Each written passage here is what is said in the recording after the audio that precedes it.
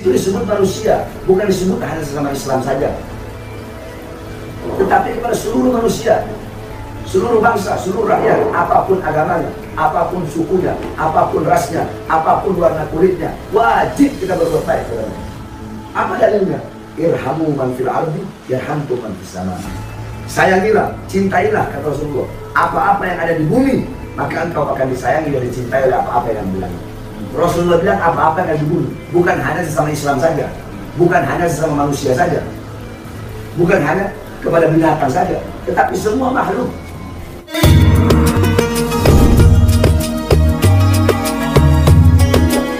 Jangan lupa like, subscribe, lalu tekan tombol lonceng notifikasinya. Terima kasih. Pada malam hari ini menyangkut pembicaraan tentang kebangsaan. Insya Allah Said Bahar akan berbincang dengan tamu kita, yaitu Marskal Mafia Lestari, purnawirawan yang baru 2 hari menjadi purnawirawan, mantan kepala Departemen Mental dan Ideologi Mabes TNI. Selamat malam Pak Lestari. Selamat malam. Selamat malam. Nah, terkait dengan masalah kebangsaan ini, siapa yang mau bicara dulu itu Pak Lestari apa Habib dulu? Silakan. Lebih sulit kalau bukan Silakan Pak Lestari. Baik, Bebas di sini, tidak akan dikat. terima kasih. Bismillahirrahmanirrahim. Wassalatu wassalamu ala asyrafil anbiya'i wal mursalin sayyidina Muhammadin wa ala alihi wa sahbihi ajma'in. Pertama saya ucapkan banyak terima kasih kepada Kiai Ahmad dan wabil khusus pada Habib Bahar bin Smith, di mana telah meluangkan waktunya untuk menerima silaturahim ini, yang insya Allah melalui silaturahim ini akan menjadikan simbol bagi bersatunya tentara dengan ulama demi kejayaan ya bangsa dan negara Republik Indonesia. Takbir! Allah. Untuk itu selanjutnya saya sampaikan kepada Habib bahwa di 3 tahun terakhir pengabdian saya di TNI itu diberikan kepercayaan untuk melaksanakan pembinaan di bidang mental, prajuritan, dan pembinaan ideologi, yakni ideologi Pancasila, yang mana ideologi Pancasila digali daripada antropologi budaya daripada asli bangsa Indonesia. Dan oleh sebab itu seluruh komponen bangsa Indonesia harus selalu mencintai Pancasila. Pancasila di mana sila yang pertamanya adalah ketuhanan yang Maha Esa. Artinya bahwa antropologi atau budayanya bangsa Indonesia sangat menghormati, sangat mencintai, dan sangat mengagungkan ketuhanan. Dalam hal ini adalah agama. Tidak ada seorang bangsa Indonesia, anak bangsa Indonesia yang boleh tidak memiliki agama. Artinya setiap bangsa Indonesia harus memiliki agama untuk bisa hidup di negeri Indonesia. Demikian Pak. Jadi kalau menurut Pancasila tidak boleh seorang warga negara Indonesia melecehkan Allah, melecehkan Rasulullah, melecehkan Quran. Betul atau begitu? Betul. Jadi artinya jangankan sebagai pengaruh ideologi Pancasila yang sila pertamanya itu adalah ketuhanan yang Maha Esa, jangankan melecehkan Allah, melecehkan Rasulnya, melecehkan kitab sucinya, melecehkan zuriatnya, melecehkan sesama bangsa Indonesia sendiri, rakyat sesama rakyat jelata pun tidak boleh dilakukan oleh orang yang menyebutnya bangsa Indonesia. Jadi kalau ada orang mengatakan saya Pancasila, saya Indonesia, Quran bullshit, itu salah berarti ya? Sangat tidak bisa ditolerir, ya. Bahkan ajaran daripada agama kita, janganlah engkau menghina Tuhan dari agama lain, menghina kitab agama lain, karena mereka akan membalas, menghina Tuhanmu, menghina Rasulmu, menghina kitabmu. Sudah jelas untuk ayat sucinya Habib dan Kiai Al-Fatah lebih paham daripada saya. Bahkan sila ketuhanan yang Maha Esa dulu itu diletakkan pada sila kelima. Itulah bagaimana kecerdasan spiritual di bangsa Indonesia itu, yang dalam hal ini BPUPKI dan PPKI selanjutnya itu sangat sensitif terhadap isu ini. Beliau itu meminta untuk sila ketuhanan yang Maha Esa itu dipindahkan kepada sila yang pertama. Kenapa? Ketika menjadi sila kelima, konseptornya dari para Pancasila itu menganggap bahwa Antasila itu horizontal. Tapi begitu founding parent kita meminta untuk dipindahkan sila kelima, yakni sila ketuhanan yang Maha Esa menjadi sila pertama, itu artinya apa? Itu tidak ada pemikiran bahwa sebetulnya sila-sila dari para Pancasila itu bersifat vertikal. Nah, gimana maksudnya?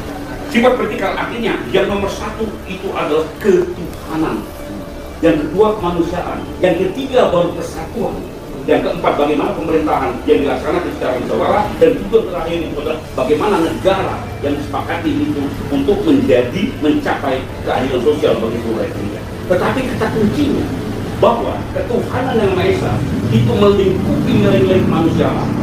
Manusia yang sudah dilingkupi oleh nilai-nilai ketuhanan, itulah yang bisa akan bersatu membentuk suatu bangsa, diikat oleh nilai-nilai ketuhanan, membentuk persatuan. Dari situ untuk melaksanakan suatu tugas-tugas kebangsaan, musyawarah itu adalah kuncinya. Makanya kerakyatan yang dipimpin oleh tiga kebijaksanaan dalam permusyawaratan perwakilan itu sudah keempat, dan bukan demokrasi. Ya, itu adalah musyawarah. Itu adalah yang diberikan kepada kita oleh politik. Nah, untuk apa ini? Sila 1, sila 2, sila 3, sila 4 untuk mencapai keadilan sosial bagi seluruh lapisan masyarakat Indonesia, rakyat Indonesia. Ingat, ketuhanan Indonesia. Disitulah keadilan yang sesungguhnya hadir. Terapkan itu, materialisasikan nilai-nilai Pancasila itu, dan sila 1 sampai sila kelima, insya Allah Indonesia ini akan mencapai suatu negeri yang qaldatun thayyibatun warabbuhu Islamnya, mencapai tujuan keadilan sosial bagi seluruh rakyat. Apakah ini artinya bahwa sila pertama, ketuhanan yang Maha Esa itu menjiwai sila-sila kedua sampai kelima? Tepat sekali. Ya, tepat sekali. Itulah yang menjiwai sila kedua, sila ketiga, sila keempat, dan sila kelima adalah nilai-nilai ketuhanan. Dan itu karakternya bangsa Indonesia yang mengagungkan Tuhan, mengagungkan agama. Oleh karena itu dalam implementasinya di dalam administrasi negara, kita punya KTP. Itu ada kolomnya agama. Terserah, yang penting harus ada agama di dalamnya. Dan tidak boleh sejengkal pun, saya katakan di beberapa saat yang lalu, tak boleh sejengkal pun tanah Indonesia ini, air Indonesia ini diinjak oleh orang yang tidak beragama, yang tidak mengagungkan Tuhan. Mungkin Habib mau menanggapi apa yang disampaikan beliau, atau Habib juga memberikan jawaban terhadap Ya, ini apa yang semua disampaikan beliau itu benar, bagus. Pertama, tentara dan ulama tidak akan pernah bisa dipisahkan. Sebab kenapa? Tentara lahir dari ulama. Jenderal Besar Sudirman, beliau seorang ulama, beliau seorang santri. Jadi ulama itu apa? Tentara itu lahir dari santri, lahir dari ulama, sehingga tidak ada satupun, mau apapun partainya, apapun politiknya, apapun organisasinya, apapun sukunya, apapun agamanya, ya, mau oknum dari oknum pemerintah, oknum pejabat, oknum tentara, oknum polisi, oknum ustadz, oknum kiai, oknum habib, siapapun, tidak ada yang bisa memisahkan antara ulama dan ulama. Sebab tentara lahir dari ulama, tentara bagian dari ulama, tentara dan ulama ibarat satu jasad, yakni mathalul mu'min mathalul jasad, tidak ishtaka minha udhun tada asairul jasad bisari wal umma. Yakni perumpamaan seorang mukmin yang saya maksudkan di sini adalah tentara dan ulama. Itu bagaikan satu jasad. Apabila ada sebagian anggota jasad yang merasakan sakit, maka seluruh anggota tubuh akan merasakan sakit. Jadi kalau kita sakit gigi, nggak mungkin gigi aja yang sakit. Semua merasakan sakit. Maka yakni apabila tentara susah, kita ulama juga susah. Dan ketika kita ulama susah, maka tentara harusnya merasakan susahnya. Jadi ulama dan tentara, sebagaimana yang Pak Basari sampaikan, tidak akan pernah bisa dipisahkan. Sebab zaman dulu, waktu belum ada tentara, belum ada polisi, belum ada NKRI, belum ada Merah Putih, belum ada Pancasila, yang ada ulama, santri, ustadz, kiai, habaib, masjid, surau, pesantren-pesantren.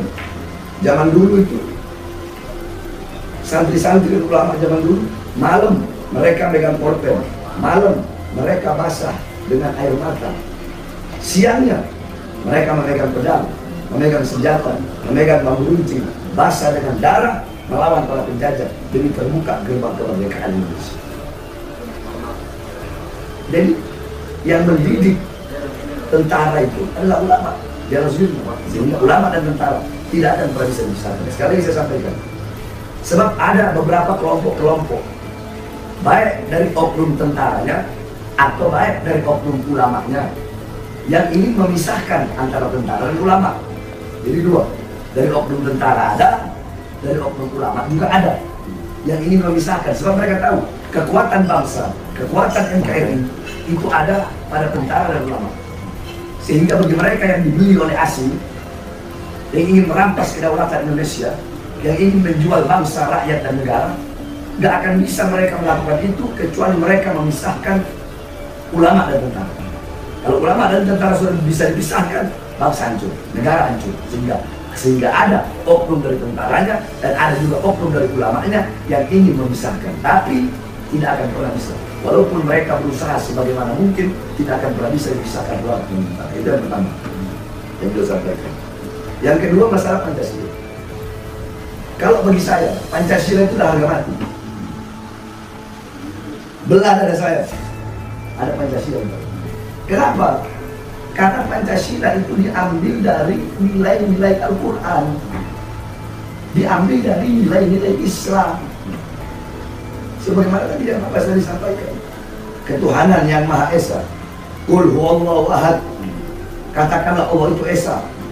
Sehingga beliau bilang, tidak ada tempat di Indonesia bagi orang yang tidak punya Tuhan. Tidak ada tempat di Indonesia bagi orang yang tidak punya agama. Karena ketuhanan yang Maha Esa. Sehingga yakni dari 5 sila Pancasila, ketuhanan yang Maha Esa itu menjadi pilar, menjadi kepala, yang lain itu ekor, menjadi kepala. Jadi sehingga ketika ketuhanan yang Maha Esa diterapkan, maka otomatis yang lain juga bakal ikut.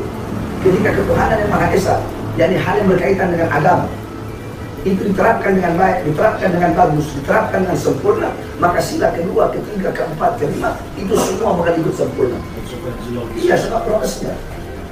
Sebab prokes, ibarat anggota badan, proksul jawareh, kepala anggota badan, ibarat kata 5 Pancasila, 5 sila itu anggota badan, maka sila pertama itu adalah kepalanya yang mengatur semua. Satu, ketuhanan yang Maha Esa. Ya. Itu berkaitan dengan agama. Dan semua ini berkaitan dengan agama. 2, kemanusiaan yang adil dan beradab. Maksudnya apa? 1, kemanusiaan. Kemanusiaan. Di situ disebut manusia, bukan disebut hanya sesama Islam saja. Tetapi kepada seluruh manusia, seluruh bangsa, seluruh rakyat, apapun agamanya, apapun sukunya, apapun rasnya, apapun warna kulitnya, wajib kita berbuat baik kepadanya. Apa dalilnya? Irhamu man fil ardi yarhamkum man fis sama. Sayangilah, cintailah, kata Rasulullah, apa-apa yang ada di bumi, maka engkau akan disayangi dan dicintai oleh apa-apa yang bilang. Rasulullah bilang apa-apa yang ada di bumi, bukan hanya sesama Islam saja, bukan hanya sesama manusia saja, bukan hanya kepada binatang saja, tetapi semua makhluk. Nah, kalau sama binatang, sama pohon saja kita harus sayang, harus cinta, apalagi kepada sama manusia. Jadi kita yang muslim disatukan dengan agama. Nah, yang beda agama, yang Kristen, saudara-saudara yang Kristen, Nasrani, Buddha, Hindu, kita tidak satu agama, tapi kita disatukan dengan satu kesatuan. Apa itu? Satu bangsa, satu negara, satu Indonesia, satu Pancasila, satu negara, kemanusiaan yang adil dan beradab.